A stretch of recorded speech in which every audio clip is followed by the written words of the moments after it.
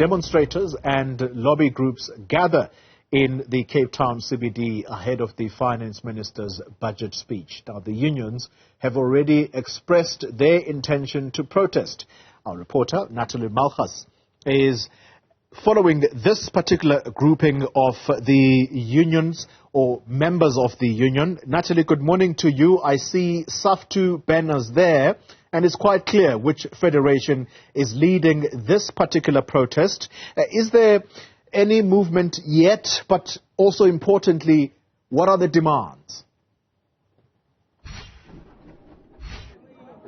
There isn't movement just yet, Xoli. In fact, we're about an hour early before their demonstrations start. So we're at the gathering point where, as you mentioned, SAFTU is the dominating union here at the moment. They will be joined. I've seen pockets of Kusatu and their HAU members also on the site.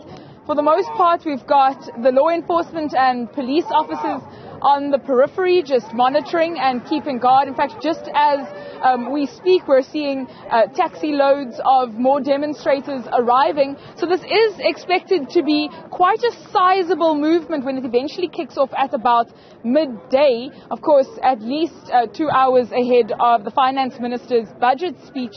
And that is the reason why we've got so many people gathered here. In fact, of the Western Cape's executive SAFTU team, I've got Abida Adams with me, ma'am. What are the main points that you would like to hear the Finance Minister address with seriousness? Look, we want to hear that the Finance Minister is going to say that the government will be filling all the vacant positions in the public sector. We also want to hear that they will agree to pay the 10% increase to workers in the public sector. But we also want to hear concrete plans from government to deal with the issue of load shedding and ESCOM, but also about job creation. That is important for us. The working class workers cannot breathe. At the moment today, I've already had 4 hours of load shedding. For today alone, I'm going to have 10 hours of load shedding. I'm lucky because I have a gas stove, so it makes my life marginally more comfortable. But what about people who's only getting a 350 grant? We also want to hear, for example, that the government is going to spend more on welfare. We want jobs created, we want infrastructure development, and we know South Africa is a rich country. We can do that, but government needs to change their spending priorities. We want, for example, to hear that we're going to talk about a basic income grant of at least 1,500 rand. Those are the issues that is important for us, but also we want to hear from government how they're going to address the issues of crime and corruption. But most importantly, we feel that this budget, we can't be continuously talking about budget cuts. I mean, our population is growing, and we hear there from all these business sectors who's not pro-poor, who's talking about a bloating public sector. Currently, the public sector are not able to serve the communities that they're supposed to serve.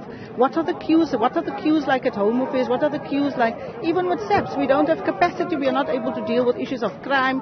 We hear vehicles not being serviced, etc., etc. So we have a big challenges in our community at the moment. Abida, on the back of the State of the Nation address that the President delivered in the same venue a few days ago, do you believe the agenda is clear and that there are enough minds who are serious about turning things around?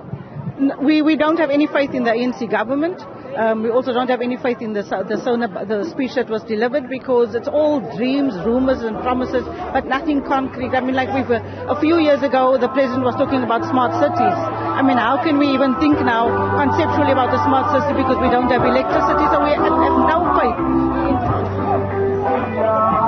Abida, just before we get drowned out completely by the soundtrack at the back here, what are those key points? If the Finance Minister says nothing else, if there were only two things you want to hear him say, what does that sound like? For us, it would be a basic income grant of 1,500.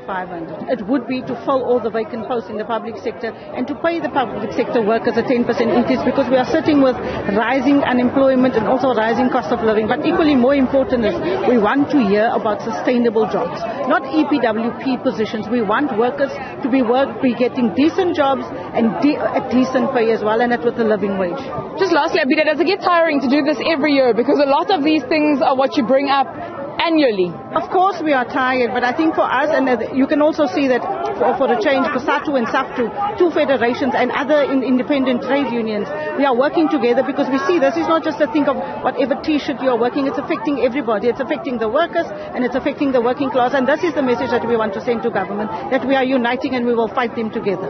Perfect. Thank you very much, Abida. Adams Xoli, quite literally, as Abida mentioned, there may be different trade unions who are gathered here today, but the agenda is pretty much the same. They really want to be that fire under government's seat to make sure they honour their promises, that they come up for the community, and particularly ease the pressure that the economy currently has, particularly those vulnerable communities, in a chokehold in. Natalie Malgas, thank you very much. At that protest ahead of the finance minister's budget speech. Well,